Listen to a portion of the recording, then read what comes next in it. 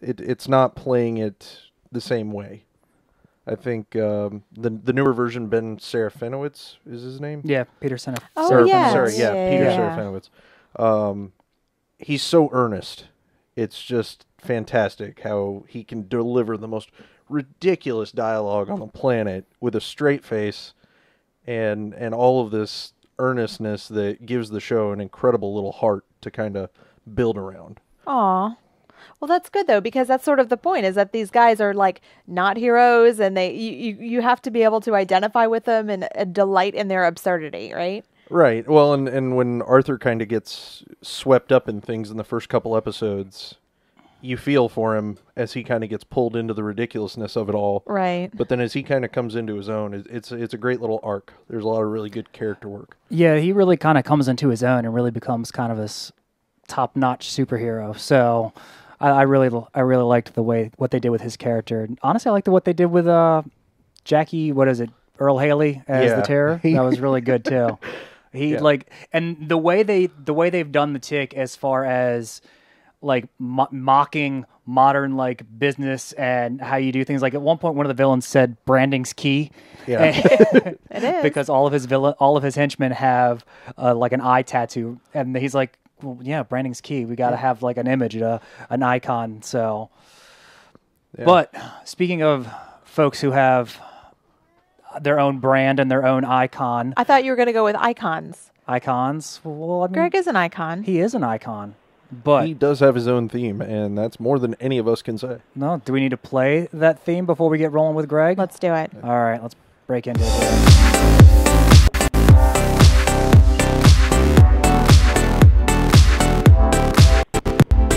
You didn't do it. We're all ready. No, I had to fix some audio stuff there. We got really loud. Yeah, so we're a little peaky. You probably shouldn't yell into the mics when I apologize. So, but someone who's not peaky? No, I got nothing on that one. Greg, how you doing, man? Is this Domino's? Yes. Is this pickup or delivery? Yeah. Yes. Thank you. God, it's been so long. It has, and we've missed you. How are you guys? Good. How about you, man? We're so great. I'm excited for comic books this week. So, nice. So are we. What kind of, have you got a lot coming out this week? Is it a big week overall? Image has some really great books this week from some big name creators, which has me excited because I like Image as a company and I like people that are writing their comics this week. So it's a good thing. Awesome. Well, do you want to jump right in and tell us what your first favorite comic is? We could talk about comics if you want. Let's talk about some comics then. Oh my gosh, he calls to talk about comics? Well, and to order pizza. So okay. Hey, that's a great combo. It really is. Unless you don't want to. We'll start with one of the Image books from Robert Kirkman. You may have heard of him. He did this tiny little book called The Walking Dead. Might have heard of that. That very few people have heard of. I don't know what that is. It might have been made into a TV show or something. I don't know. Yeah, but he's actually writing another comic, and it's called Oblivion Song. It's science fiction. It's really good. The art's really pretty, and it's been a while since Kirkman has written a new comic. He just ended Invincible, his superhero book, so he has time to do a new book, I'm imagining, and it comes out tomorrow. So I'm stoked. Awesome. Okay. Well, I might have to pick that one up. Now, that one, I was reading the description on that one. Apparently, a city has fallen into this oblivion. So what is that exactly? It seems it's very much kind of, I hate to say post-apocalyptic, but it has that feel kind of alien sci-fi. There's a drifter in this kind of like wasteland part of the world. They don't give you a lot of details in the first issue. But they have written and drawn like 6 issues, so they're way ahead on this story apparently. So it'll come out on time, which I'm excited for. Awesome, very cool. Might have to check that one out then. All right, what we got next on the list? The next book is from Marvel. The Infinity Countdown starts tomorrow. The stones are out in the universe somewhere, and we all know the Infinity Stones, when put together with the Gauntlet, make the most powerful weapon in the galaxy. And this miniseries will delve into Infinity stuff.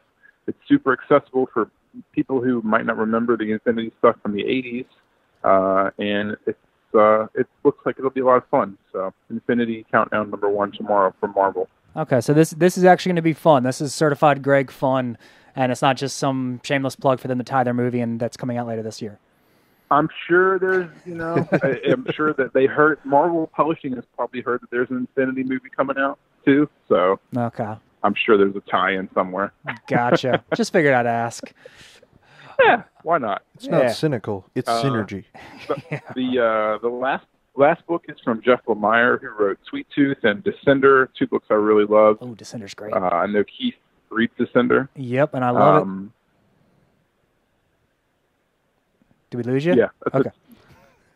December. No. Descender's great. I know you read it, and it's really enjoyable. His new book is out tomorrow. It's called Gideon Falls. Okay. And it's drawn by his Old Man Logan and his Green Arrow and Old Man Logan artist partner, who is also really talented. So these 2 guys together, they've done books in the past for Marvel and DC. It's nice to see them doing their own thing. This is kind of a horror book. It's kind of a mystery. The first issue gives you a lot of setup.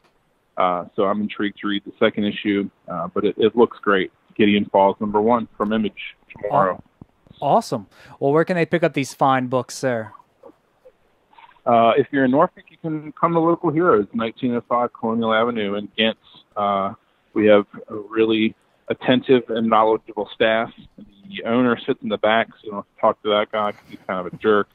And then, if you don't live in Norfolk, find your local comic shop. They're wonderful places most of the time. Yeah, they really are. And Local Heroes is a fine shop. Even that owner in the back who doesn't like to talk to people. So you usually got to go back there and initiate conversation with him. I said hi, and he just always threw talks me to out. you, though, if you come to the back. Because he loves you. I'm sure he does. Awesome, Greg. Well, I will see you tomorrow, sir. Travis, you going tomorrow, man? I'm going to try. Okay. Get down there after work. Sounds good. Well, I will see you tomorrow. I think we lost. Yeah. Oh, I'll see you guys tomorrow night. awesome. Alrighty. Take it easy, Greg. Bye, Greg. Thanks, fellas. Bye. Good guy. Yeah, Like that guy. Sorry about that. We had some audio stuff and going on. All sorts of technical issues tonight. I apologize. It's the poltergeist. That's really my fault. I'm gonna blame the rain. Blame it on the rain. Oh, there we go. Sarah's done her online singing now. Can't even get through it without coughing. Yeah. So All right. Well, projected on the last medium I have left. Although I've never attempted to music. Oh no, I did. I played drums. you did. Yeah. I wasn't rejected on the drums. I just stopped playing them. All right. Okay. We'll work on that. Same. What's the opposite of an EGOT? That's what I'm going to earn. Where you're rejected in all 4 a academies. togi? I don't know. It's backwards. all right. I don't know. Togue? I had nothing. Yeah, it's an EGOT. Togi. It's Togi. togi backwards. No. All right. Well, I don't think that works for acronyms. I don't know. Like it works for evil incantations with the The Necronomicon. You're going to regret ever showing me Evil Dead, aren't you? Nope, not whatsoever. We never finished talking about what we did in pop culture this week. We got sidetracked true. with The Tick. We did. The Tick was great. I finished, actually the whole show finished, Star Wars Rebels. That was a lot of fun. And actually, last week's episodes introduced time travel to the Star Wars universe. Just going to throw that out there. Boy. Yeah, and it's interesting because Rebels got into a lot of the mysticism of all of it. So, and I think they did it well. And this time, Dave Filoni was actually able to finish the series and have an ending because Clone Wars, he had his 5 seasons, and they were in the middle of season 6, at least producing it, and they dropped it after season 5 and told him to start doing Rebels. So, not that he was really hurting for a job or anything, but this way he was actually able to finish off a show now. So, I also kind of bought something this week, guys. Do I know about what it is that you bought? Yes, because you actually put it on. It's this thing right here. It's right here. He bought a Mega Man helmet. There it is. For those of you who are listening on the podcast and can't hear the sound of a Mega Man helmet, I was getting to describe it. The arm blaster makes noise. Well, yeah, but that's all the way Mega back Buster? there. So Yeah. So he bought a Mega Man helmet and then refused to let me take a picture of him in it. So there's a picture of me in it. Yes. because I don't care. I have no shame. Reject me on all platforms. But yeah, you bought a Mega Man helmet. I started Waco. How was that? So it's on the Paramount Network, which is another. Wow. I know. Which Not so much. It's well. I'm not. Hold on. I think we've got something for that. Yeah, that about covers it. Yeah. Oh, look. Lee says you need a blue unitard. That I bought the helmet without doing the intention of doing a Halloween costume, but the helmet and the gun look so good together. It might be my Halloween costume. Pretty much has to happen at this point. I think it might actually. So gosh. maybe I'll do like a hipster Mega Man, like I did for hipster Mario at Tidewater Comic Con last year. He did do Maybe hipster Mario. Maybe I'll do a or- hipster Mega Man. I'll do hipster Dr. Wily, but like sexy. Yeah. Those two words are mutually exclusive. I don't think they work. Dr. Wily, but sexy. Oh, No, sexy hipster. I see what you did there. Yeah. Eventually, you drift into manic pixie dream girl territory, and then you're just a. Yeah. Lee points out the costume picked you. It really did. And So yes, Waco. Yes, Waco. I started Waco, and it's on the Paramount Network, which is new, and it came from something else. It rebranded. It was, I can't remember what it was before. Spike. Maybe it Spike. Spike? Was that it? Yeah. So anyway, now the Paramount Network, and I love me some murderers and cult leaders. I mean, I don't love them as like people, but You find them fascinating. I do find them fascinating. Sure. I listen to several podcasts about them. I like movies about them. I watched Making a Murderer an embarrassing number of times that I don't want to divulge to my friend and my future husband. Two different people, although I like Keith as a friend and a husband. I'd like to think so. We're just friends, Travis. Yeah. Yeah, no, he got it. Wait a minute. No, I know. But we watched Waco is the show, and it's about the Mount Carmel. Waco, Texas with Caramel? David Koresh. Yeah, David Koresh, that's it. I couldn't think of his name. Caramel.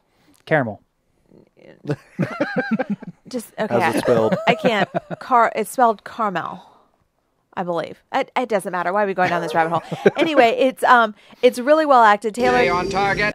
Thank you. David Kitch is the main character. John Leguizamo's in it. The guy who plays Zod, whose name I Luigi. can never remember. Michael Shannon. Yeah, thank you. Michael Shannon's in it. Supergirl's in it.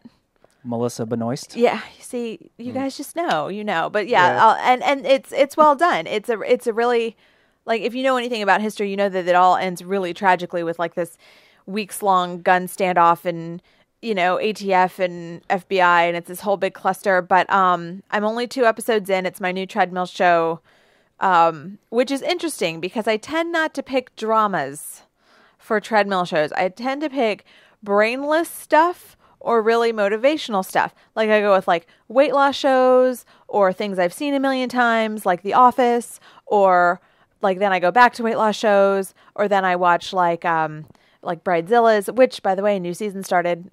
You two don't care, but Where's the Tina grown? Oh my God, I'll get it just for you. You two are ridiculous. Oh, I got one better actually. You are tearing me apart, Lisa. Bridezilla is awesome. You guys just need to get on board. Anyway, I mean, you won't. But are you done? Are you done with your little butt machine? I'm taking crazy pills. Whatever. Bridezilla is great, and they have been on for years. So they came back and they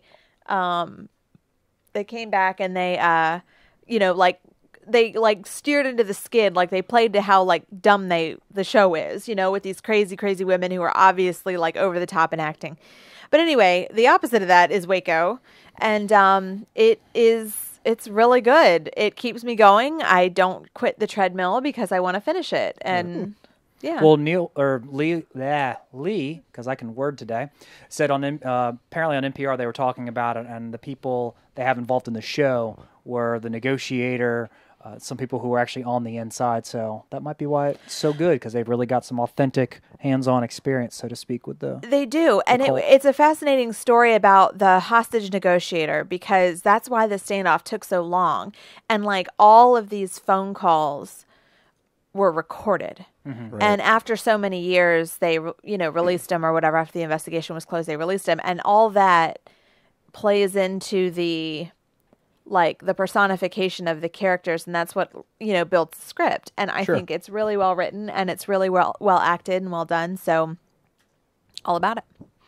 Awesome. Yeah. Well, that wraps up what we did in pop culture this week. Do we want to get to what happened in the pop culture world in general? Ooh, is that news? That is news. Are we going to go to the Publimeter? I don't know. We haven't done news in a while, have we? I feel like we got to do some news. Let's do some news.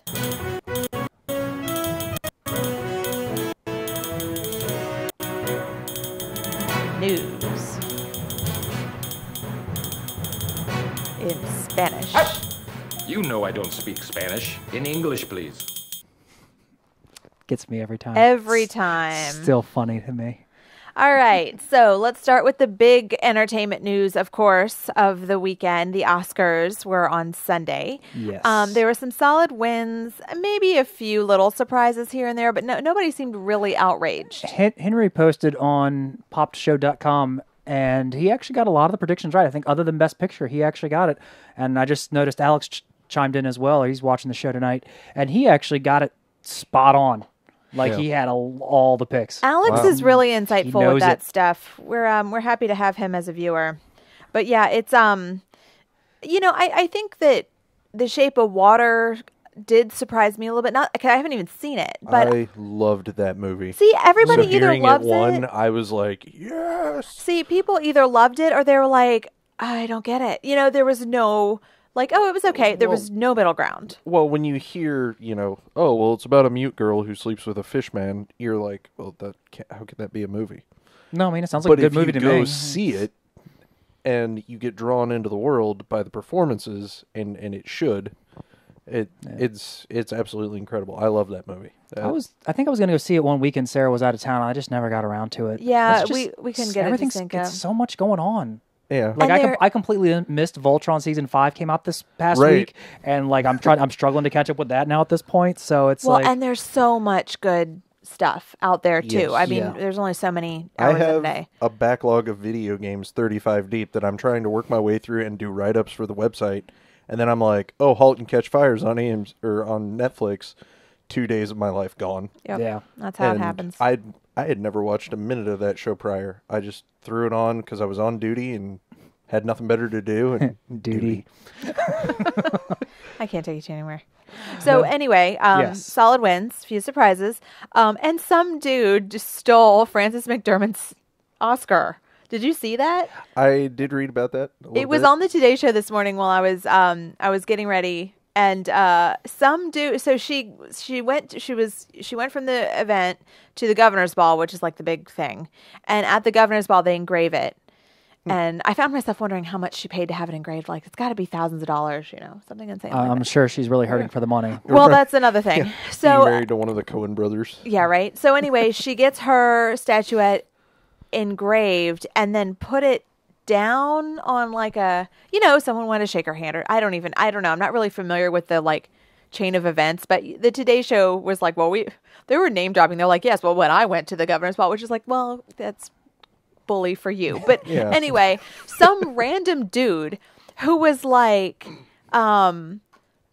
just an attendee, and he had a ticket to the show, and he had a ticket, or I don't know if he went to the actual Oscars, but he went to the governor's ball, which is like a huge exclusive event, and the tickets cost like a fortune, and you only are comp them if you are a nominee or something. Sure. And he just picks up her statue, and then he goes on Facebook Live and is like, look at my statue, I won this. And he made up some BS category, like, I won this for best producer of music or something. It was just totally random, and people were like congratulating him or whatever. But you don't steal what?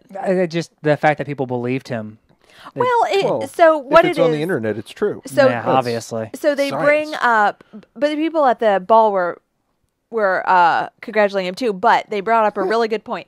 Those people who had been who were at the governor's ball, who had been at the Oscars, had not eaten or drank in weeks in some cases because of the dresses, but also they had been in the theater for 4 or 5 hours, and we're Yeah. probably starving, and the first thing they do is hand you champagne.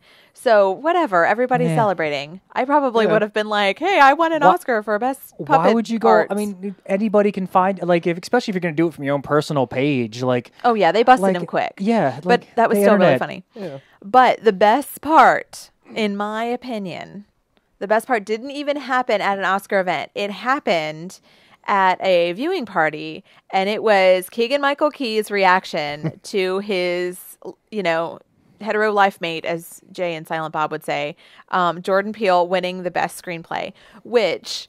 There you go. If you're watching us on Facebook, you can see this, like, he is the happiest man in the world. And if you are listening to the podcast, I urge you to look it up. It is a look of pure joy. Like, Yeah. they've always been partners in comedy. They've always been hilarious. And it's just, like, the best thing ever. So... that is my favorite Oscar moment. And, of course, Colin Hanks. Wow, no respect. Yeah. You just calling him by his dad's name. Oh, he's used to it. He really is. Poor guy. I know when he can Yeah. just tune in to the podcast and tell me how he feels I about was just it. happy to see Colin Hanks. I Yeah, know he's doing stuff I now. know. Yeah. he is And- doing stuff now.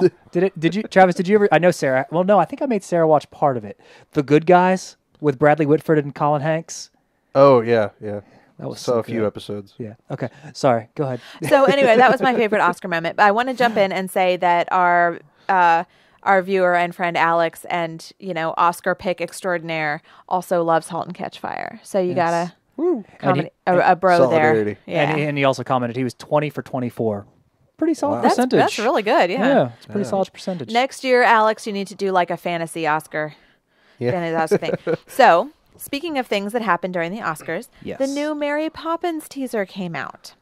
So the thing about Mary Poppins is that you know how every kid has that movie that they watch like back to back to back? Like, okay, in our case, You had it to was rewind it yeah. and play it and rewind it and play Adam's Family Values. it. Seriously? It was Adam's Family I Values? loved that movie. Okay, if you're watching so on much. Facebook, chime in and make fun of Travis, but also, also For tell, Adam's Family Values. also tell, it's not even the original Adam's Family. Yeah, But it's also- the second and better one. Tell us what your movie is. Neil says his is E.T., which is a fantastic pick and way better than Travis's, which is Family. Schmaltzy. Wow. Pablum. No, is that the one where they go to camp? Yeah. Okay, that was pretty funny, but it was still the original is better. And the one where Fester gets jeez. married, is that the one where Fester gets married? Stay on target. Okay, I'll give it to you. Stay on target. Alex's was Homeward Bound, which is excellent. Yeah. Yeah. Keith, what was yours? I'm honestly trying to think, and I can't think of anything that I watched because I watched a lot of movies. Obviously, this is why I'm here now. But like the first things that come to mind were probably Turtles 2, Star Wars, any of the Star Wars, and Aladdin. Aladdin. That's a good one. Yeah. Yeah, Like in the those first big Aladdin. squishy like Disney cases, the Oh, VHS yeah. cases. But mine was Mary Poppins, and it used to make my mother crazy, and she used to get so annoyed hearing the songs over and over and over all day, every day. And finally, she came into the living room one day and was like, "Mary Poppins is a witch," and and she wasn't trying to she was just teasing me, but Yeah. I was so mad at her, and this is how we all know we're gonna be wonderful parents. But anyway, Mary Poppins was my movie. It is so incredibly dear to me that when I saw that it was being, redone with Emily Blunt, or not even redone, but picked up, and or I don't know, is it a reboot? I'm not even really clear. No, on it's a sequel. it's a sequel. It's like Jumanji. Yeah. But longer duration between movies. I like Jumanji. It's like Superman Returns. Okay. But it'll be better than that. As much as I love Brandon Routh, Yeah, he nailed it, but the rest of that movie just kind of. So, Kevin chimed in with some other Disney movies. Robin Hood, another classic, and Sword in the Stone. very See, good. for the Also very animated- good. For the animated Disney stuff, it was Beauty and the Beast for me. I dug the hell out of that movie. That was a great Yeah, movie. it's good. Yeah, no, that was totally worth it. I was nervous about that one too. That's my favorite of their animated movies. But anyway, upon watching the Mary Poppins trailer, I was filled with mystery and whimsy and happiness and was very excited, and now I'm looking forward to seeing it. And So originally you were all, Don't you put that evil on me, Ricky Bobby! yes. and now you are like, Hold on. I got something for this. He's got it. Yeah. That's how I am now. That's the summation of all that. So anyway, that is what everybody wants to know, is whether or not I'm still dreading Mary Poppins, and the answer is no. Well, that's You're good. welcome, Internet. Now you know. You can all move on with your lives. My official plan is to see it. Honestly, I saw it, and it's all right. It's Lin-Manuel Miranda is going to be in it. Emily Blunt, all delightful people. Yeah. But that Winnie the Pooh trailer, I think that one's going to be way better. That's true. And when did that trailer come out? Today? Today. They both, yeah. So I saw that on Facebook.com/popshow. And Hashtag shameless plug. And I didn't get to look at it. It came up during the workday, and I was busy doing something. So I watched it before the show, and it was like super delightful. Super delightful. And it's just nice to hear that voice again. It is good to hear that voice again. It's Jim Cummings is great. It's like comforting, And I really like Ewan McGregor. Ewan McGregor's awesome too. So yes, A+ for nostalgia. Yep. Speaking of nostalgia, another trailer came out during the Oscars, and it was another beloved entertainment property from my childhood that I was dreading coming back, and because I was worried they were going to screw it up, and that was Roseanne. So households are either a Roseanne household or they weren't, and my dad loved Roseanne. The thing about it was that it was like the first, like, quote unquote slob-com, right? That identified with, not the perfect life, like a flawed family with, little working collar or working class blue collar, a little more than... and that it certainly wasn't the first to embrace a working class lifestyle, but it broke a lot of molds in that it showed messy family situations and stuff like that. Yeah, it didn't play like Growing Pains or something similarly, where it's like, oh, every little problem's going to get solved in these 22 minutes. Right. Or something like The Wonder Years, where, Kevin's always like so frustrated with his like dad and his gruff exterior and doesn't get it, but it's always like a teachable moment. And sometimes it's just not. Sometimes it's like our business fails and now we're broke. And that sucks. But you know what? They always stuck together, which was one of the redeeming, not redeeming, but one of the morals, one of the values of the Roseanne show. The family always stuck together. Well, it's like this. The Simpsons are like that too. Now, The Simpsons, has been on forever and is animated, so it's different. But sure, but in its early years, it caught hell from a lot of people, including the president, for being a deconstruction of the American family.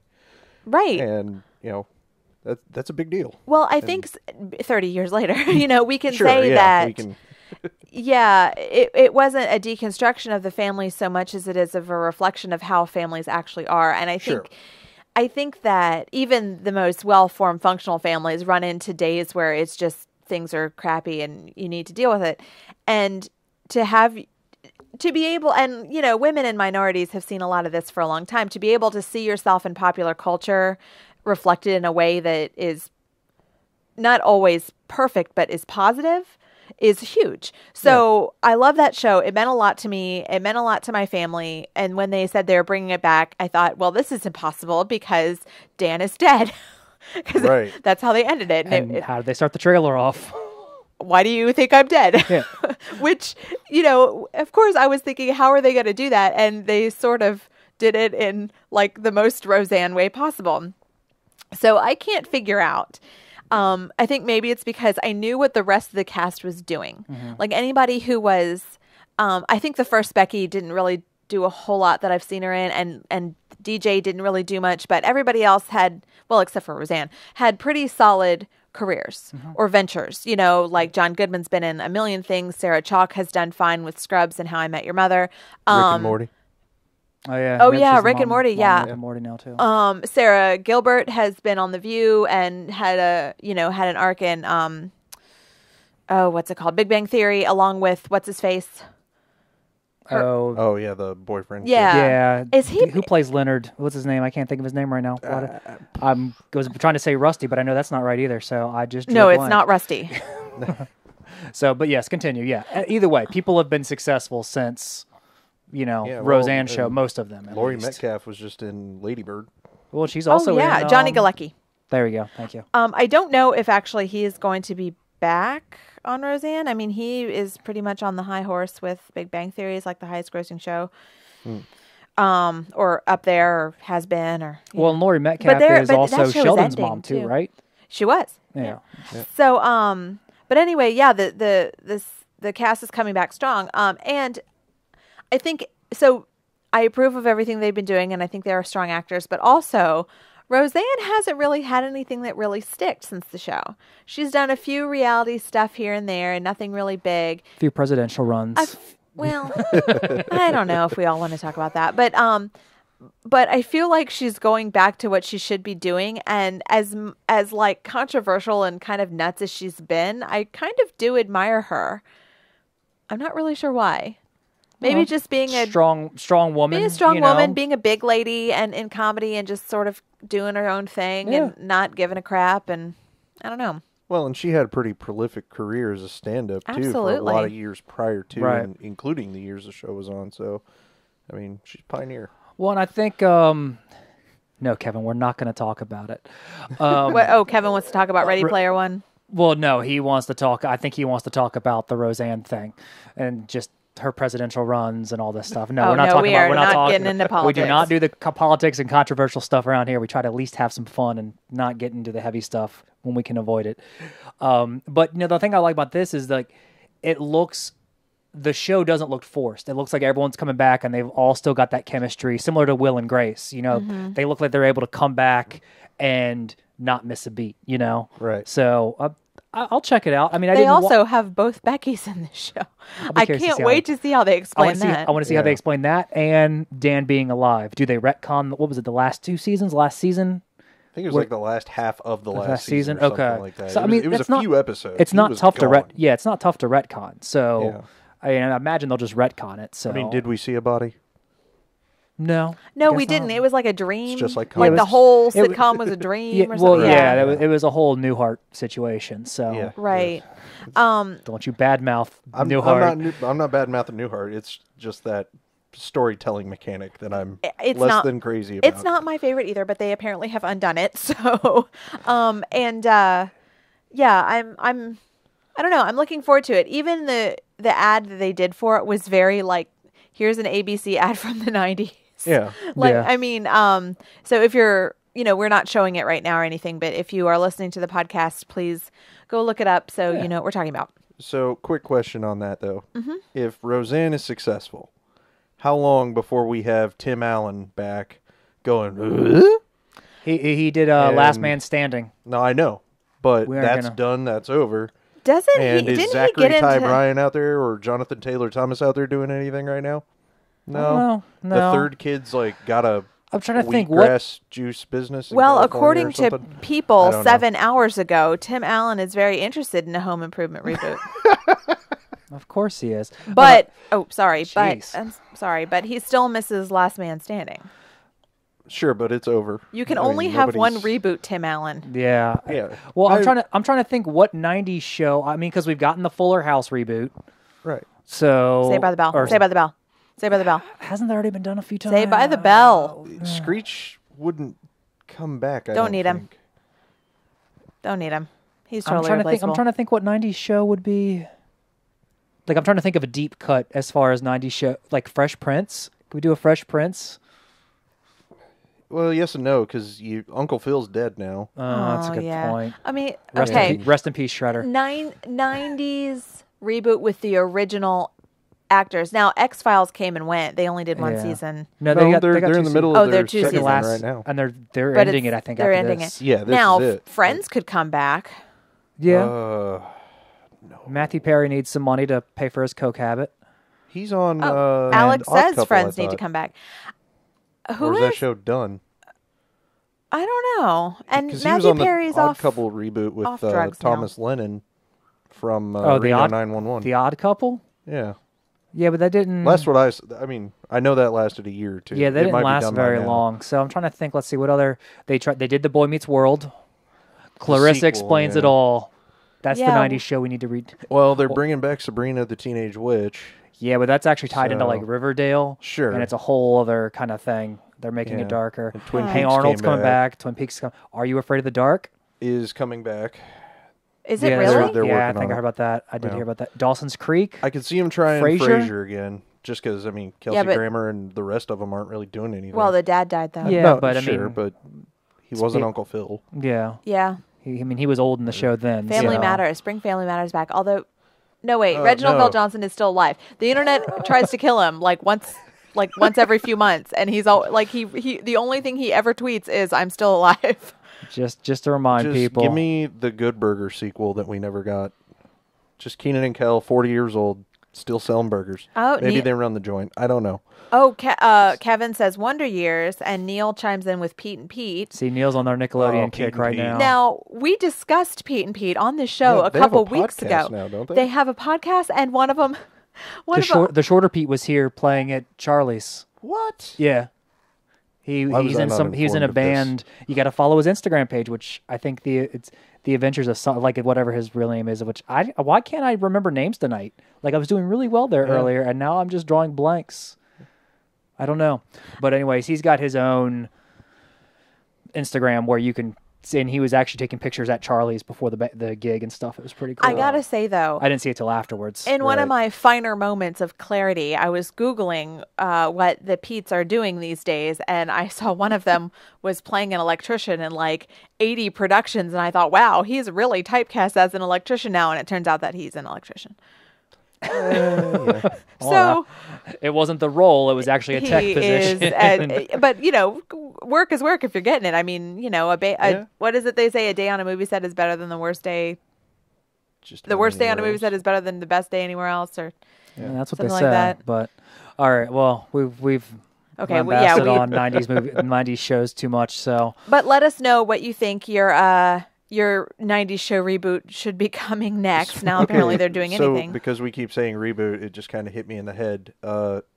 Reboot, 3D animated cartoon. they're already getting that. No, I know. Did you see the trailer, though? Yeah, it's Power Rangers It or just VR Troopers or looked Superhuman Samurai Hero Squad. awful. If you really want to go deep cut there, it's bad. But Yeah. I was Ooh. cringing. Kevin's got a good one. 2 guys, a girl, and a pizza place. They or have- later known as 2 guys and a girl. They super moved on. Yeah, but Nathan Fillion and Ryan Reynolds. How could you not want those two pairing up Yeah. again? Right? It's true. No, it would be great for them to pair up again, but why would they? Who is the girl? Because we need Nathan Fillion in a Deadpool movie? Yeah, basically. Oh, all right, Yeah. fair. I mean, I'll I'm allow okay it. with this. And then they can make meta That was jokes only about on for 2 3 guys and years. a girl. Yeah, It was on for 3 years. I guess I phrased that wrong. Who was the girl? Trailer Howard. I was gonna say Dharma from Dharma and Grey. No, it's I a knew it different one. wasn't. So Yeah. Well, Ryan So- Reynolds and Nathan Fillion are doing just fine. yeah. See, Kevin says because it's fun, because it would be. It would be. But speaking of reboots, Speaking of reboots, There, Lost see? in It's Space. like I knew what you were gonna say. Lost in Space reboot is coming to Netflix.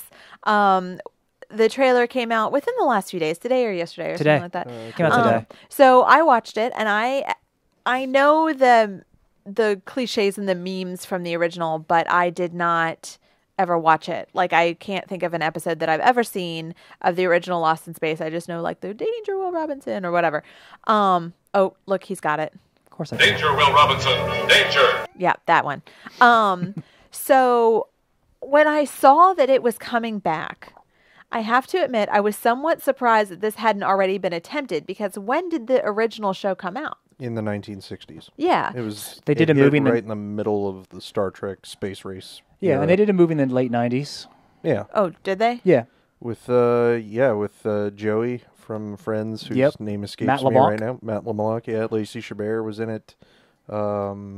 yeah. It was. Let's see. Oh, Let's gosh. pull up the IMDb because I think it was in '98. yeah, '98 sounds right The because main it was around the dad Galaxy was, Quest. A guy we've seen in a million things. Pretty well known actor. The guy from The Thing. That's usually the Yeah, case. exactly. I love how when I type in Lost in Space, like all the Versions come up. yeah, that's like which version do you want? So Well, at any rate, the while you're Googling that, so I Yes. was surprised it wasn't already, like, a reboot of the show wasn't already in the works, especially because, like, a good kid-parent show that they can watch together is still a rarity, even though... Gary Oldman was the bad guy. Sorry to interrupt you. No, It that's just- okay. William Hurt. That's who I was thinking. Right, William Hurt. But so anyway, if you go to our Facebook page after the show's over, don't go now because we want you to keep watching. But we've got an article posted from IO9. But my favorite thing about it is the marketing. It cracked me up today because Netflix went on Twitter. I mean, they've been on Twitter, they mess with people. They went and found every Will Robinson that they could publicly find and started like trolling them. I'm okay with this. And, and I'm sure a lot of them were, like inactive accounts or not, not playing along or whatever, but they are getting so great with their marketing. I am, as a marketer and a social media marketer at that, like I thought it was hilarious.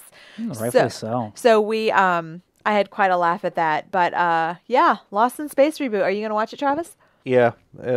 Just from what I saw in the trailer, and what I liked about the trailer, it told me basically nothing other than here's a family lost in space.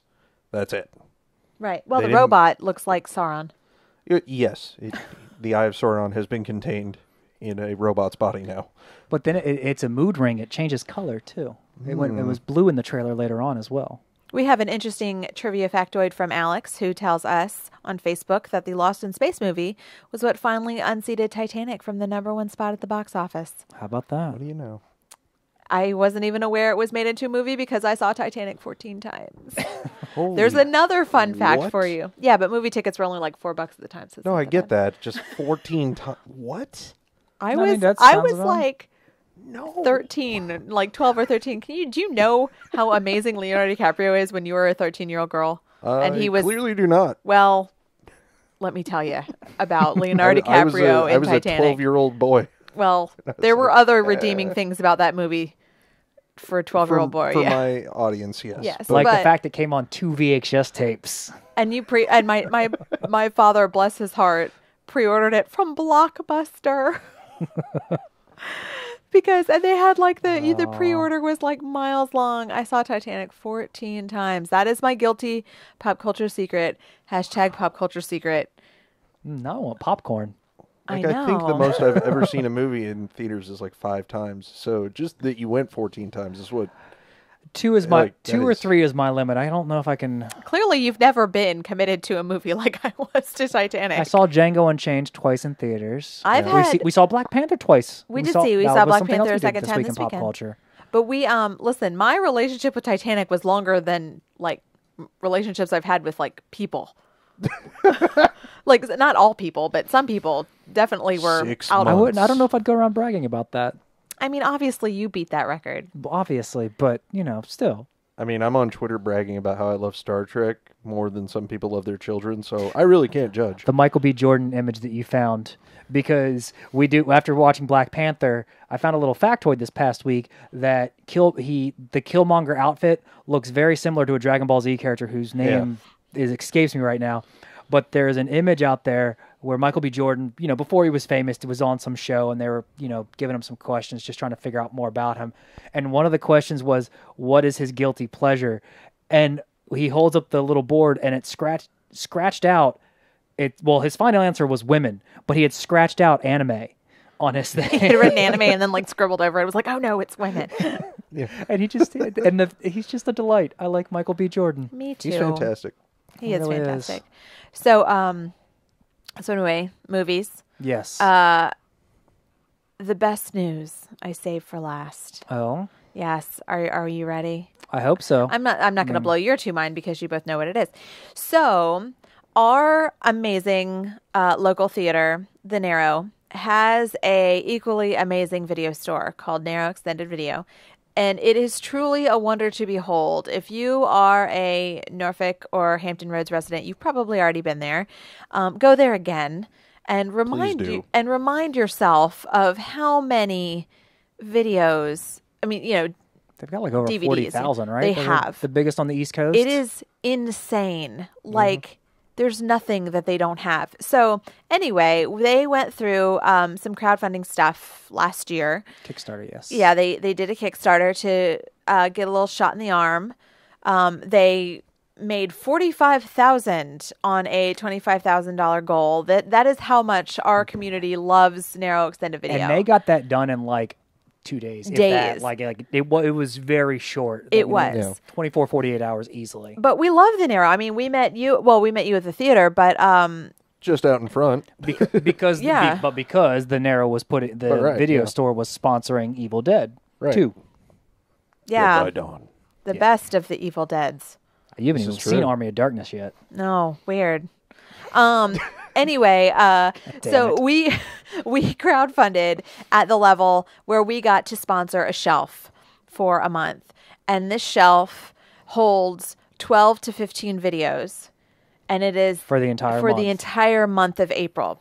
So basically, every Saturday we're going to be going in there and rotating videos, right? So, ladies and gentlemen, this video store is, like I said, is critical to our community here in Norfolk, Virginia. If they are looking on Facebook Live, they can see on the bottom bar there. Well, I guess down here. There we go. You can see now my hand's cut off on the screen, but you can see all the video racks that they've got there. It's our bottom banner, and we're doing fancy hand motions because we're live on video. Exhibit A. So, yes. And so, I mean, they've got physical hard copies of things. Right. Yes. So anyway, we have this video, and we recognize, we have the video, we have the shelf.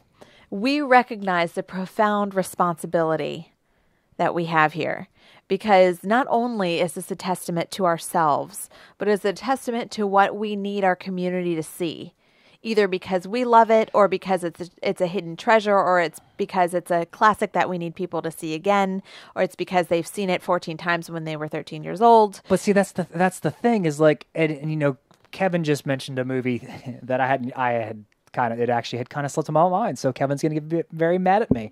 But, and Travis mentioned it. I mean, I could pull up my list of top 10 movies right now, but everyone's seen them. So I feel like this should really be something that movies people probably haven't seen but need to see, that we think people need to see that probably haven't. Everyone's seen The Incredibles. Most people have seen Wreck-It Ralph. They've seen The Avengers. Yeah. Aliens, or any of the stuff that I think they should still see Blues Brothers, but that's a whole other point. I've got a couple that are, definitely on the more popular end, but for the most part, I didn't go with my just strict top 5. I tried to diversify across some genre stuff that maybe kind of got overlooked and continues to be overlooked, and that I just genuinely love. But it's a tough question. It really is, because I mean, we want to represent. I mean, our name, the show's name is going to be on it, and we are Popped, and we need to. I mean, we're about pop culture, for crying out loud. We've got to have solid picks. It's in the logo. It is in the logo. So we asked the Hive Mind and got some really interesting responses. We did. The most recent one to me was Shrek 2 5 times. Unacceptable. I think he was just messing with me. We got a lot of troll responses. Well, of course. Yeah. Joe Dirt. We got Joe Dirt 5 times. But then we had some really thought out ones. Alex, you want to go down Alex's here real quick? Yeah, now Alex is probably more thought out than anybody has ever thought about anything ever. It's true. I don't know. I agonized pretty hard. You do. You and Alex would go toe to toe and die of starvation because you would be debating the merits of, I don't know, cinematography on one versus the. I mean, it would be fun. It would be fun. Yeah, you'd love it. But we had so many suggestions, and you had it pulled up, and then it went away. Oh, okay. His 5 suggestions, of which I've seen 2. Kind of 1 for me. I never finished Avatar. So, La Ventura from 1960. Why do you keep going away? Keep talking. I was Go. Woodstock, 1970. Before Sunrise, 1995, which I saw and loved. It was a lot of talking, but it was a brilliant movie. Spirited Away, 2001, and Avatar in 2009. Yeah. And Avatar was a great movie. It was. Those were his picks. And we had some other really solid nominations. Joe Dirt 5 times. That's always a good one. You had your friend Lauren chimed in as well earlier. Let me see. Here we go. She had Drop Dead Fred, UHF, American Beauty, Burn After Reading, Spaceballs. Yeah. Solid. Solid list. Neil is chiming in right now. Long Kiss Goodnight. Kevin saying Cloverfield. Yes. Because he is pulling an inside joke that him and I had when we watched the movie. There was one part of the movie where they're like standing in this like long subway train, track tube. There we go. Mm-hmm. And it's like all dark. And if I remember correctly, it's been a while since I've seen the movie, so I need to rewatch it. We should rewatch it. Let's rewatch it sometime. You'll like it. Okay. Kevin Wait, are no. both If you're saying that, it means I probably won't. working on being friends. There of you mine. go. I was wondering. No, Kevin's good people. But like they're in the subway tube, and both him and I, without missing a beat, without looking at each other, use the line from Ghostbusters 2 where it's Winston. And, Nice. Yeah. Well, that's us. Now, my friend Melissa chimed in on the post I had earlier with one that I agree with, Goodfellas. That's a good one. That would be one of my suggestions. I think as of right now, I'm sure my mind will change a million times. Yeah. Kevin also suggested Be Kind Rewind. Another excellent one. That is a good one. I think So all of my buddies on the West Coast kind of chimed in my group chat because they couldn't watch while they're at work. Mm-hmm. I had I'll cherry pick what I think I guess are the best ones here, but Turbo Kid. I don't know if anybody else in this room has seen Turbo Kid. I've never even heard of Turbo It Kid. is just fantastic. Is that the sequel to Hot Rod or the prequel to Hot Rod? It is neither. But there is a prominently featured bicycle all throughout. Okay. Is it actually a- fantastic? Yes. So remember it is- who you're asking the question of. It is a we did meet a medieval tattoo. schlock-filled gore fest set in a post-apocalyptic world with a robot girl who needs to get somewhere, and Turbo Kid is this dude who finds like 80s Nintendo video game armor that can shoot lasers and decapitates people. It's really crazy and weird, and I can't do it justice. I just look, the person who dropped this was like the most skeptical human being ever when I said, "Hey, we should watch this." And he loves it dearly. All right, so Turbo Kid. And let's see here. We got Seven Psychopaths, which I enjoy that movie quite a bit. And then let's see here. We are going super deep tonight because, well, not super deep, but Yeah. you got Neil's attention. He's going to go watch it tonight. Actually, you've managed to get Turbo Kid. Yes. That's the I wonder if takeaway it's- from this episode. Turbo Kid for the win. But we're really getting go do it. minus Live the magic. Minus the obvious trolling we're getting from many of our friends. We actually are getting some really deep cuts here. Fifth Element's been mentioned. Neil mentioned it earlier, but also Chris DeMatteo mentioned Master and Commander, Fifth Element, Aliens, Fury, Starship Troopers. Starship Troopers, I got 3 separate times in my I've seen it a couple times too. Yeah. And then let's see here. Let's see here. Moon was a good one, I thought. Yeah, and see, Kevin kind of agrees with us, and Ezra's just joining in too, so I'm sure Ezra will have plenty of movies that should go on this shelf. But Kevin was saying that we should go with movies that haven't gotten the love they deserve. So, like, don't get me wrong, Aliens is a great movie, and Fifth Element's a great movie, but they've gotten plenty of attention. Something like Turbo Boy hasn't gotten the attention, obviously. Turbo Kid needs so much more love. I would say the same thing about Bubba Hotep. Yes, that's I a love fair Bubba statement. Hotep. And Neil just chimed in with one that I don't know. I think I'm probably biased because of the circles that like I hang out with. But Moon is an amazing movie. Yeah. Like it's low key. It's not like high pumped action or anything, but it's got Sam Rockwell, who is America's treasure, and Oscar winner. Sam yes, Rockwell. now an Oscar winner. That's how And, much of an American treasure he is. American treasure. Well, and in another pop culture note on that, Mute, which is set in Yep. that same universe, just hit came out. Netflix last week. I watched that. Yep. And that was pretty darn good. It's not getting a lot of great critical reception, but I thoroughly enjoyed it. Yeah, and I want to say Source Code's also in that same universe. Aren't all of his movies in that same universe? I don't know if Source Code is because Okay. it's a little tricky for them to directly connect Okay. because Moon and Mute have some overlap. Okay. Clearly Gotcha. are in the same I haven't time watched space. I haven't watched Mute yet, so Yeah. Yeah, Moon was mentioned by a couple of my friends as well. My friend Melissa had a sleeper for me that I adore, and I can't believe I didn't think of it. Election. I don't think I've seen that. Oh It's, my gosh, it's Matthew Broderick and Right. Reese Witherspoon, Witherspoon, yeah. but like young Reese Witherspoon. Okay. That's a good one. Kramer versus Kramer, which was kind of profound for its time. Let's see. Lauren mentions Aladdin, which was amazing in its animation. Mm-hmm. And but I feel like that's gotten a lot of love, though. It has. It has gotten a lot of love.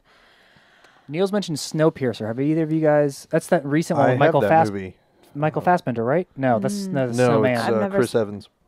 Chris Evans. Oh, is that the with him with and the little girl? The train. Actually, he's on the train. There, it's post-apocalyptic. There's the only people left are on this train. That's the second nomination for Snowpiercer. Number 2. No, I know which one you're talking about now. Yeah, it's based on a French graphic novel, if I'm not mistaken. But I have that movie. It's already out? Yeah, they're doing a TV show as well. That's what I'm thinking of. So okay. But yeah, the movie is fantastic. I do thoroughly enjoy that movie. All right. American History X showed up on one of these lists, which I don't know if I would have. I don't know. American History X, and now it's funny when it's gotten a lot of attention. When you see people giving their nominations, they tend to go on a vein. Like I had one friend who listed nothing but Wes Anderson movies, and and now the guy who did this has 2 Edward Norton films. So because he's got this and Fight Club. Yeah. So I mean, not to knock Edward Norton, he's a good actor, but Dark City. Yes, Henry. Right. Sorry, I think we can seen that mentioned in a Can we just veto Star Wars though? Oh yeah. I mean, I love totally. Well, I don't. I mean, it's fine. But you love Star Wars. But everybody loves Star Wars, like we get it. Yeah. Life Aquatic, good nomination, Kevin. Yeah, no, that's solid. That's a solid nomination. Ezra says Short Term 12. I'm not familiar with that one. I've never heard of that one either. But now I got all these movies to watch. We got to write these down somewhere. Well, they'll be available in the comment section at facebook.com/popshow. That's true. They will. So we'll be able to go through all of these. And I own at least 90% of what's up there so far. Nice. I've got you folks covered. See, Alex says Snowpiercer is awesome. Kevin says watch it first. I'm assuming he means the movie before the TV show for Snowpiercer. Yeah. Don't Think Twice is, I'm assuming, a movie from Neil, not actually just a statement saying "Don't think twice" to us. It might be though. No, it's possible. Yeah, we've got. Don't Think Twice is an incredible moment. Yeah, there we go. So why don't we go through what we thought? Now I reject all mine, but well, because I mean, you come into this expecting one thing, and then boom, something else. My initial thinking is what do I want to make sure people in our community have seen? Yeah. And now Alex sort of shared his methodology of he wants to introduce these people to a range of movie magic, essentially, like what can be achieved through cinema. Mine was things that I would want people to see and appreciate because of, usually it goes back to the writing with me. Did you have a theme to yours, Travis? Mine was just things that I love and that I think are kind of criminally underseen. Okay. And 2 of them are top 5 all time for me, and I'll explain those when I get to them because I brought props. Okay. I brought cases. So when I get through them, then I'll get Well, do we want to do like a round robin thing? How do we want to do this? Sure. Yeah. Okay. I want to go very last. Whenever we get to the end. I've got one that I just want to go absolute last. Okay, well, I'll go first. All right. I'll do my 5 first. All right. Well, you don't do 5. I mean, you can do one. I can do one. Travis can do one. If you want to do it that way. Oh, okay. Or you can do all 5 now. I'll do them because I don't know what my 5 are, honestly, because this has completely thrown me for a loop, honestly. Okay. So, honestly, most of the things Kevin has said is stuff I would probably throw on my list because Kevin and I have similar interests, but... All right, I'll do my 5. I'll do it. I'll jump in. Okay. My first one was WALL-E. I feel like people have seen that one, though. Yeah, they have, but I'm telling you, I didn't come from that point of view. Okay. I don't, all of mine were in the mainstream and have big followers like that. Fair enough. All right. I just wasn't going for deep cuts. I was going for movies that meant a lot to me with messages that I wanted to share with people. Okay. There's no wrong answers here. Yeah, there really isn't. Okay. I'm with you. So WALL-E was one for me. All right. Not only because I think it was beautiful and brilliantly done, with very limited people. Alex mentions the Defined dancing scene, which has never failed to move me to tears, which is, of course, everything else in the world, too, because I'm a bit of a crier. We watched Coco this week, too. We did watch, speaking of crying. Yeah, WALL-E, I thought was such a brilliant movie. It has such a powerful message, and it conveyed most of it without a lot of language, which speaks to people with disabilities, people from other cultures who don't have a, as firm of a native grasp on the English language. So WALL-E was the first one that came to mind immediately. Okay. And not even to scratch the surface of the environmental situation, but that's my first one. My second one, my favorite of all time, The Princess Bride. Again, wasn't big when it came out, but has a huge cult following, and I know that, but that's not the point. Yeah. The message is the storytelling, the amazing casting, the family forms, the magic of it, like Princess Bride. Definitely. Okay. Third was Shawshank. Another one of it's a glue movie for me. Every time it comes on, I watch it. There's magic in that storytelling. It's a redemption story. It's a revenge story. It's a coming of age story. If the age is old, there's so much in it that I would want to share it with the world. And then of course it comes from the brilliant basis of anything Stephen King ever wrote. Followed by Goodfellas, which has, in my opinion, one of the best continuous shots ever. Oh yeah, where they're walking down into the they're walking down into the Copa. And they kitchen. Oh my gosh, freaking brilliant. I'm with you. And again, amazing storytelling, great personification, great story. Kind of long, but since when has that been a problem? And my last one is Breakfast at Tiffany's, another one of my favorite movies. A little racist. I mean, it's a product of its time. It's a product of its time, which is unfortunate, but it's no less a brilliant movie. Right. Those are my 5. Okay. Now, see, I'm trying to think, so since everything has completely changed, let's see, we got some comments here, but since everything's completely changed, my mindset's trying to run through my DVD closet now. What obscure things do I have that I think people need to see? Kevin is saying Old Boy has the best continuous shot. It is very impressive. Well, I haven't seen Old Boy, so right now my opinion stands at Goodfellas, but I will watch Old Boy and then I will reevaluate. Before you do, just make sure you strap in. Now, Alex is saying for Audrey Hepburn, go with Roman Holiday instead, which is also wonderful, as is Sabrina. But I don't know. I kind of like that feel of Breakfast at Tiffany's, but they're all great.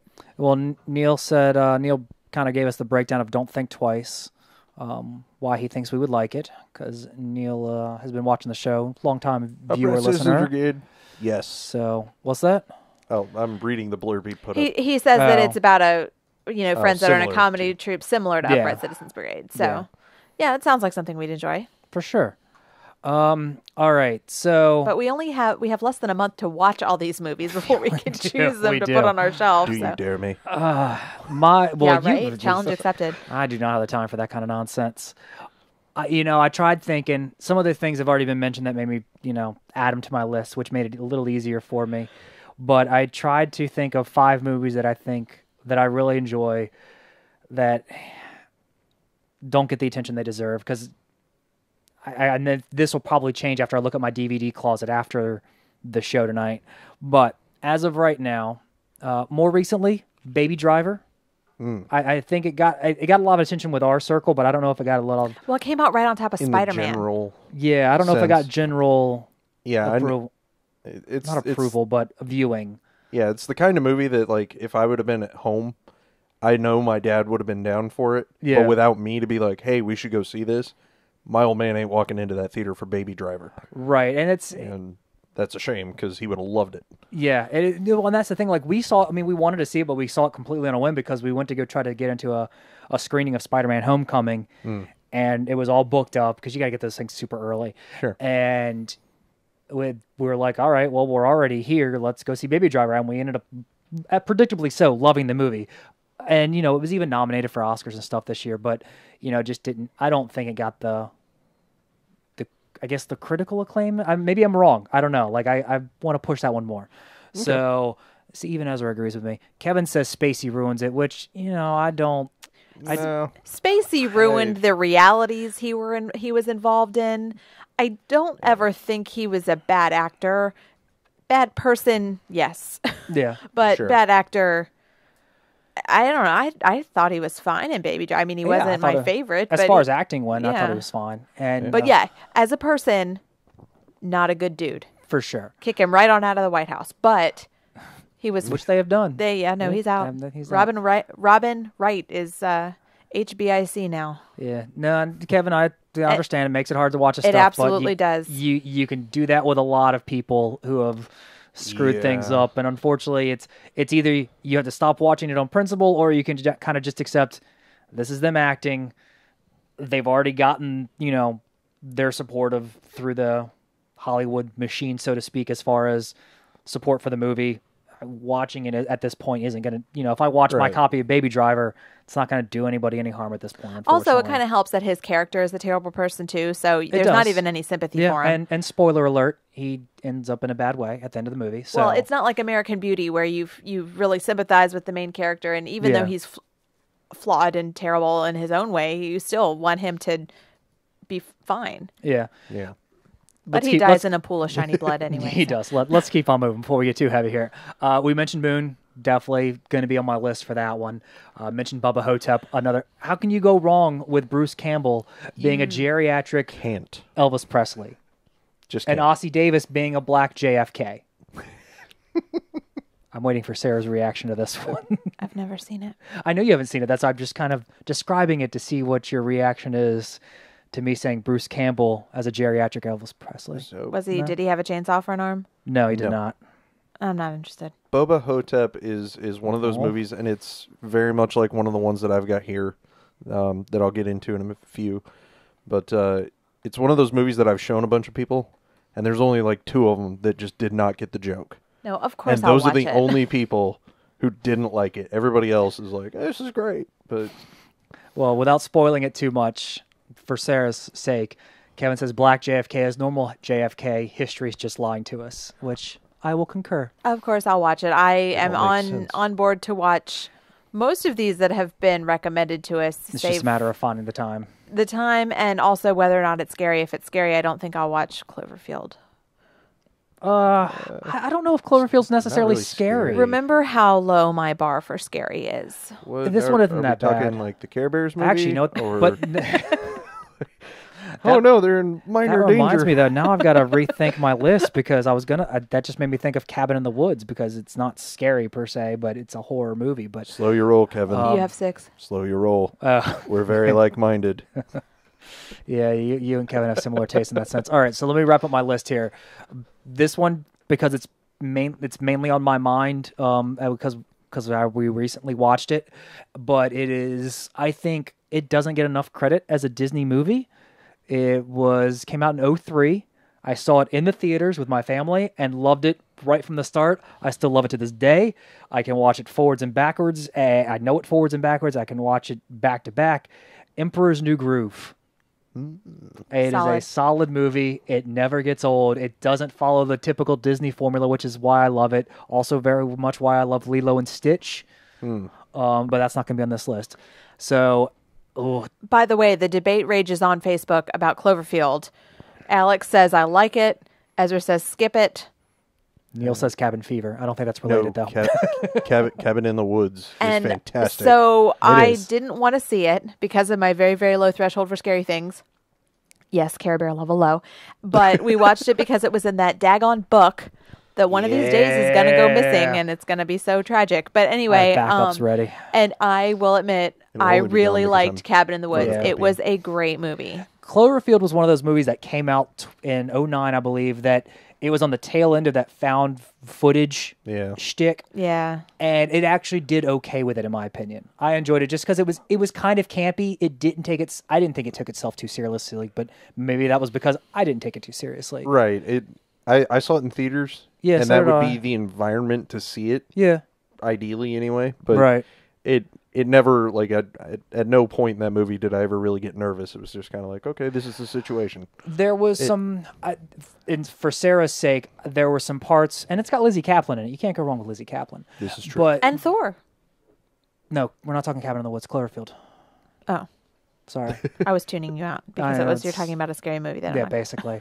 But there was whether in the quarantine zone, it gets a little gruesome there for a little bit, Yeah. a little jumpy, not bad enough that I can warn her and see. I was gonna say, like, I think something like Aliens would be infinitely scarier than like scarier, but a better movie, as far as just overall movie. I think. Well, unquestionably the better movie all the way around. But I think in terms of like actually building suspense and scaring a person, Alien is a masterclass in building an environment and stuff. In the book. Cloverfield really doesn't. I need to find do that. We need to figure out if Cloverfield's in the book. We'll do the report back next week. Back to the list. Yes, back to the list. Focus. We're never going to get this list done. Stay on target. Stay on target. There we go. All right. And Kevin just keeps throwing monkey wrenches in my damn list because I was going to end with Robot and Frank, which is so obscure. Not so obscure, but it's a low on the radar movie. But Kevin throws out That Thing You Do, which I love that movie, and I guess because Sarah and I, it's another movie that Sarah and I both also know forward and backwards, and we quote on a regular basis.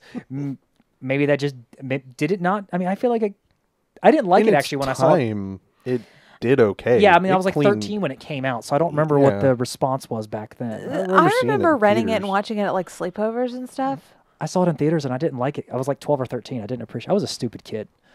Well, but anyways. I saw Titanic 14 times. We are, seriously. Yeah, so That Thing You Do, as much as I want to put it on the list, I'm not going to put it on there because as much as I love the movie, I think it did get enough attention. It still does to this day because it is kind of, it's similar to Princess Bride. Didn't do that well, but it's covered pretty well on cult following it's found later. Its way. Yeah. Well, Tom Hanks isn't hurting for anything. He never hurts for anything. But his career will not be made or broken by what we put on our narrow shelf. I hate to say it. No, it won't be. But, I mean, it's not like Frank Langella's Robot and Frank is going to do better because we put it on the shelf. But I think Robot and Frank will be a very good movie to add to that list because it is...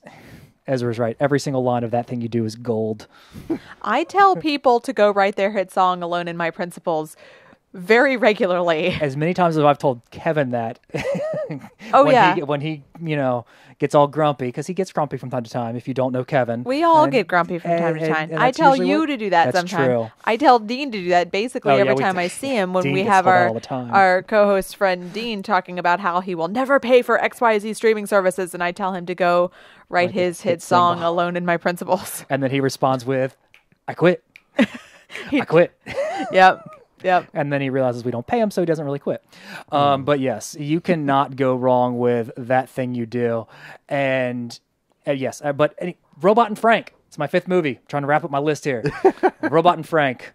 It is basically me as an old guy living alone by himself. His family wants him to engage with the world. And he's like, nope, screw it.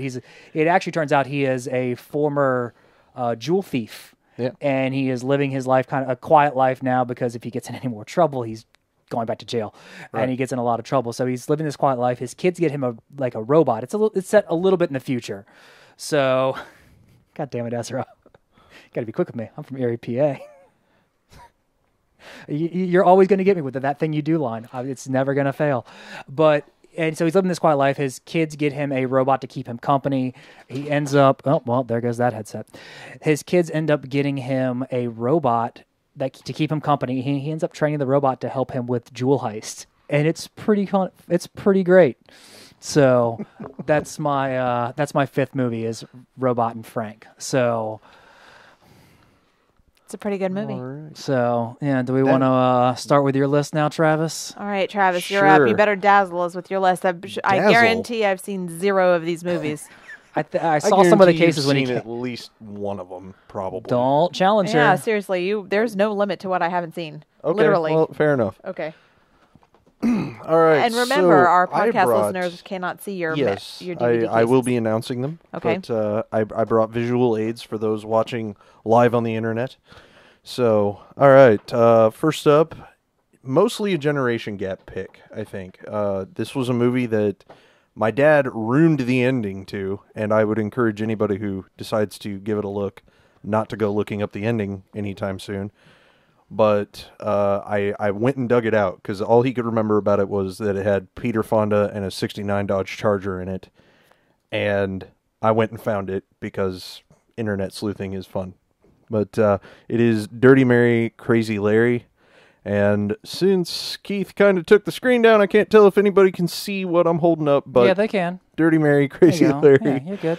Doing some behind-the-scenes technical stuff. No, Keep talking. I got you. No worries. But it's a fantastic movie about Peter Fonda, obviously Crazy Larry, and Mary, who's this girl who kind of gets swept up in a robbery, and then they're on the run. And it's a really tight kind of a bottle of a film, pretty much in the car the rest of the way after the initial heist. Okay. And really tight, really cool stuff. Great dialogue. And really the only problem I guess I have with it is the seeming reliance on random 70s folk music that every one of these movies kind of went through at that time. But other than that, great movie, totally worth checking out. One of Peter Fonda's best. Yep, and as you got Ezra's backing. Ezra says it's effing great. Yes. All right, what's next on the list? All right, let's see here. So this is probably the most mainstream pick I got, just because this is in the old top 5, and we've got Robocop. Is that the one you thought I had seen? Because I'll tell you something. It totally is. I have never seen Robocop. Oh my God. Told you not to challenge her, man. All right. So I proposed a bad movie night in our group chat a few days ago. We're just going to have a get Sarah caught up night.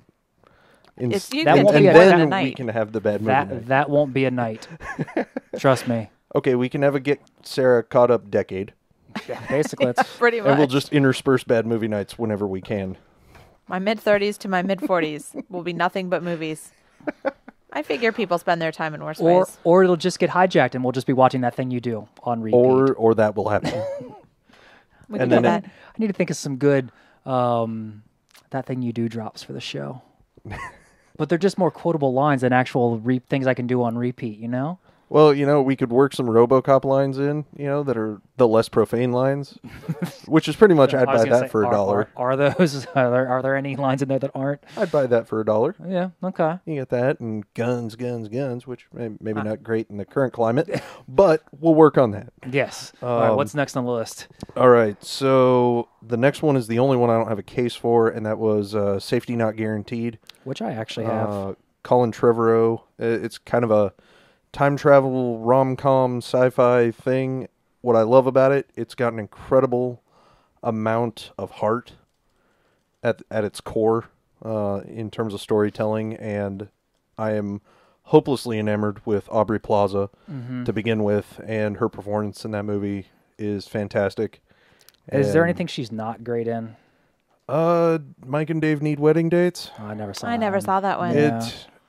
I wanted to. And Dirty Grandpa. Both of those movies. She's in that I was one? just like, yeah. Okay. She ends up doing Robert De Niro. That's an interesting turn. All right then. Yeah. I don't know what her agent was doing, or if she just said, "Screw it, I want to do this stuff." But not her best moments. But anyway, yeah. Yeah. Safety Not Guaranteed. Absolutely fantastic movie. Indie release, went way under the radar. It definitely did. I enjoyed it. I've seen it and I really liked it. Then it's a good cast besides just Aubrey Plaza. Mark Duplass was in it, Jake Johnson, and it's one of those movies where you mentioned that it has time travel and sci-fi, but that's on the periphery. It is of like it. less than 1% in that movie. Yes, and it kind of leaves it open as like, well, did it work? Did it actually work? Did it actually happen? But that's so. Which just made me think of another movie to add to the list. Son of a Jude. Primer. Speaking of time travel, small indie Have movies. you, by chance, seen Predestination? No, but I've heard. Is that the Ethan Hawke one? Yes. No, it's on my bend list. your brain around your backside. That one's another one. Nuts. And I would put that on here. Robert Barry there, he quoted my favorite line of that movie. Which we will not quote on air because as delivered by one Red Red Foreman from that 70s show, Kurtwood Smith. Yes. Who was also the president of the Federation in Star Trek VI. This is why we do a podcast show on pop culture. This is why I just, the brain gets all spun up and then I start rambling. And tangents. I know, I had another one too, but I'll let you finish your list and then I'll tell you my bonus one. All right, so then we've got just for Kevin, because I came loaded for bear, Black Dynamite. Yes. And for those who haven't seen it, the Sarahs of the world, who we are not judging. Sarah's of the world.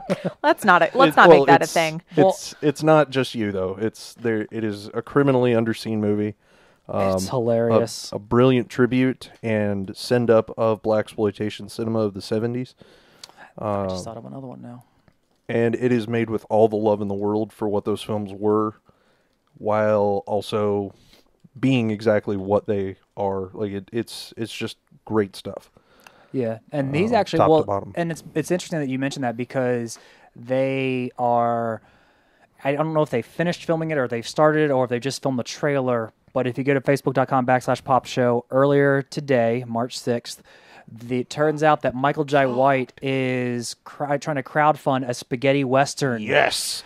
A version, well, not a version, but a spaghetti western in general, which basically just looks like Black Dynamite Cowboy Edition, but it looks in the same vein. It's got that same kind of humor. It is like Django Unchained meets Blazing Saddles meets Black Dynamite, and they had this weird three-way and had a love child in. It's this movie, Outlaw Johnny Black. Cue the "shut up and take my money" quote from Futurama. Yeah, basically. I'll just throw all of my money at financing that and never finance my own dreams later. No, why? I mean, why do you need to? Dreams are overrated. Yeah. Finance other people's dreams. Exactly. That entertain you. The Last Dragon. Yeah. Well, and it's funny that Kevin mentioned The Last Dragon because one of the ones I thought of was another Kung Fu movie that Kevin and I both enjoy called The Drunk Master with Jackie Chan. So Great if you movie. want, it's some of early Jackie Chan.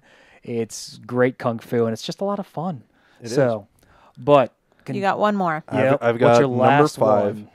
and possibility Sarah's seen it. I don't know though. Nope. Probably There's not. a possibility. It's animated. You want to put money on it? I mean, Don't put money I would on it, you'll definitely lose it. take the under on odds because, unfortunately, again, criminally underseen movie, and it is. You'll notice I'm wearing a Batman sweatshirt. Okay. Yep. So it is the best Batman movie ever made, and I am not qualifying that in any way, animated or otherwise.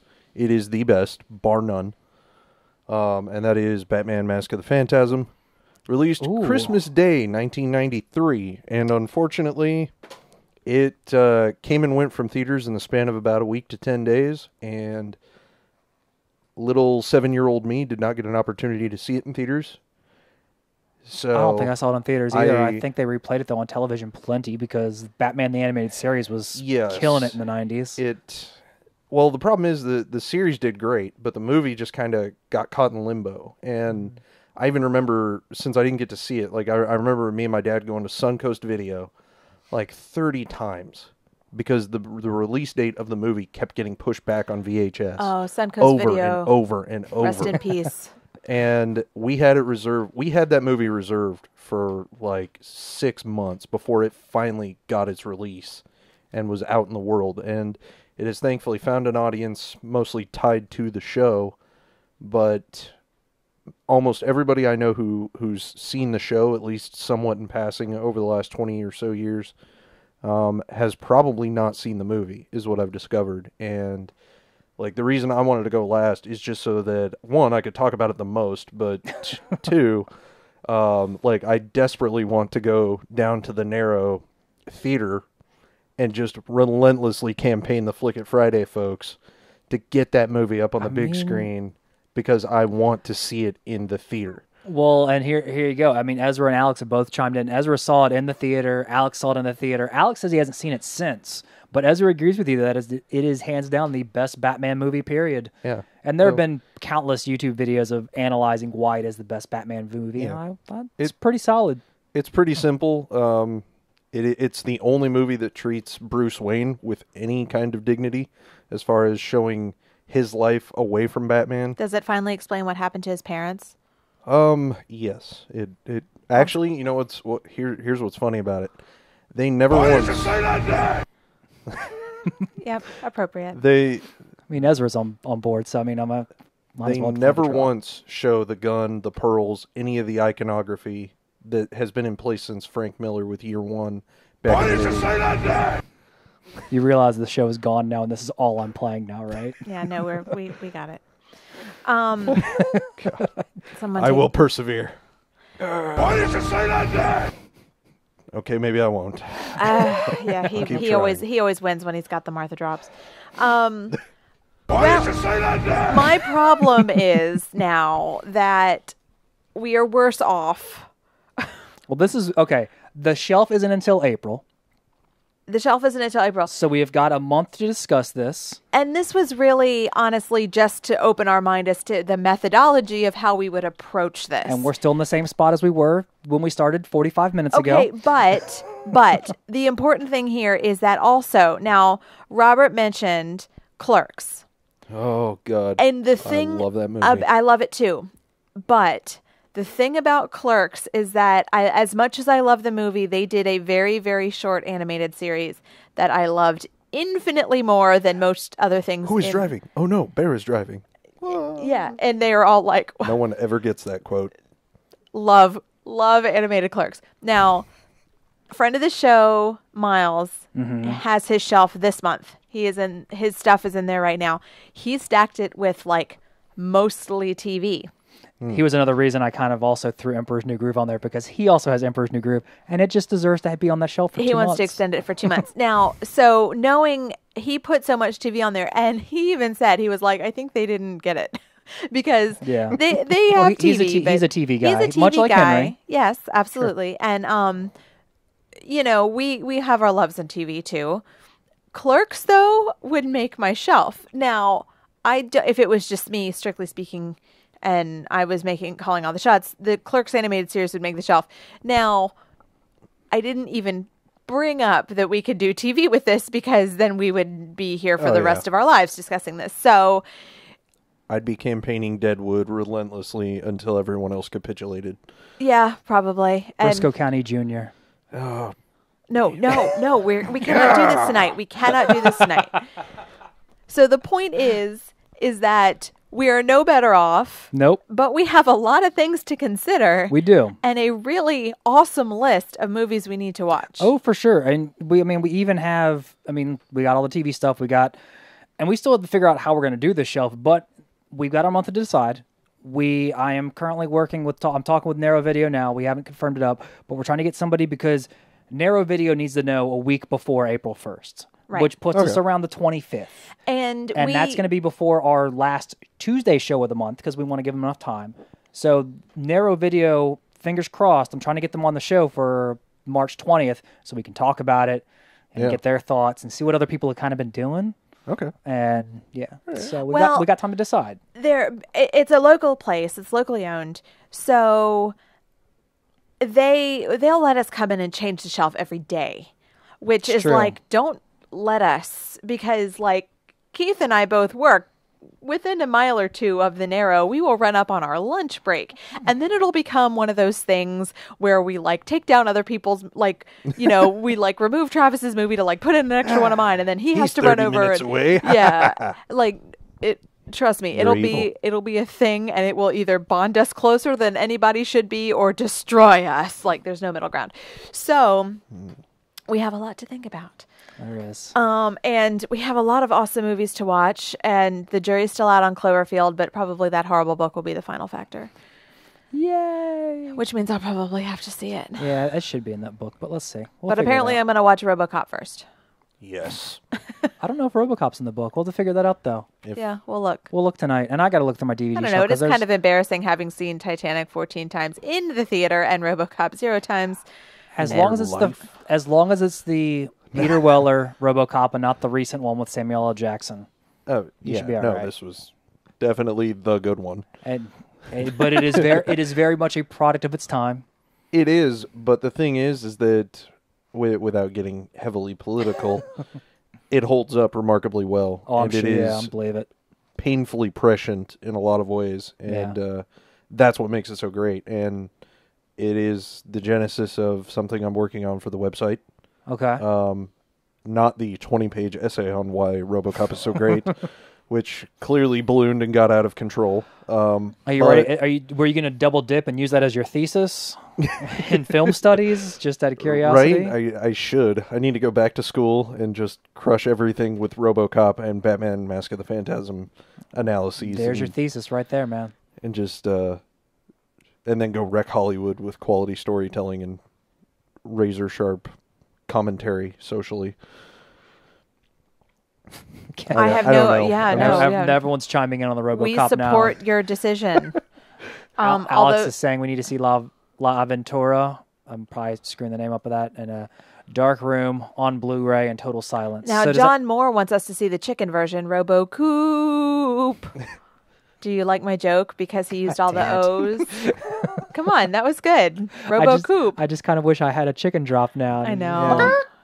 Yeah. We do, yeah. No, See, that's I do Muppets chicken. I get my friends to watch the show, and you make fun of them. I mean, Just- not making fun of. No, to be fair, That's true.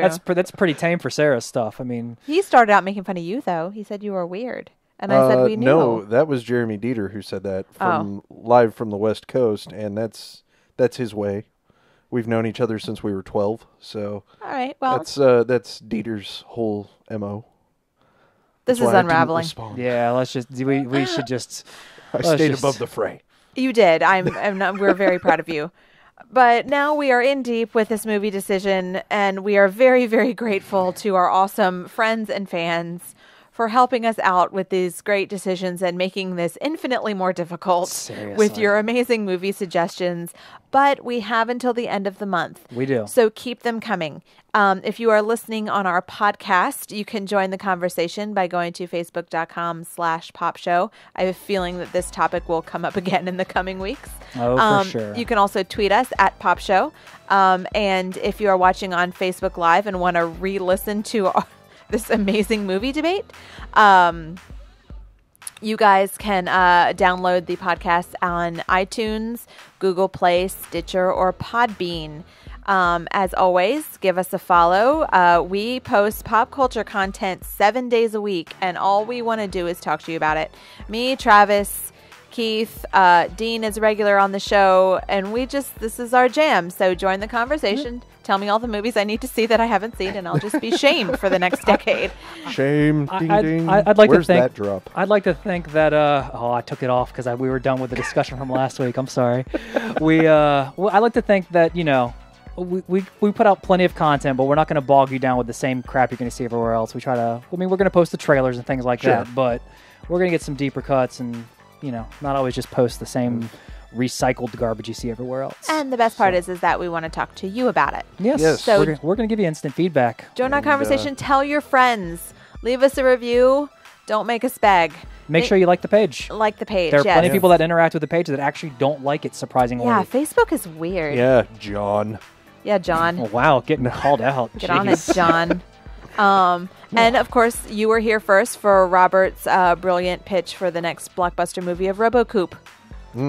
Well done. Was it? No, John. It was John. Yeah, not Robert. Well, Robert just posted It'll be chicken. the Well, that's because he likes my secret- Muppet chicken. It'll be the sequel to Chicken Run. All right, we've got to wrap this up. Robot Chicken was a show. This But it was a wasn't show. about- Robot chicken. That's what I said. Robot I thought Chicken. you said Robo Chicken. Yeah, Robot Chicken was... Okay, this is going nowhere. We'll see you guys in a week. Same bat time, same bat channel. Tuesdays at 8 p.m. Eastern. I had to do the guitar part.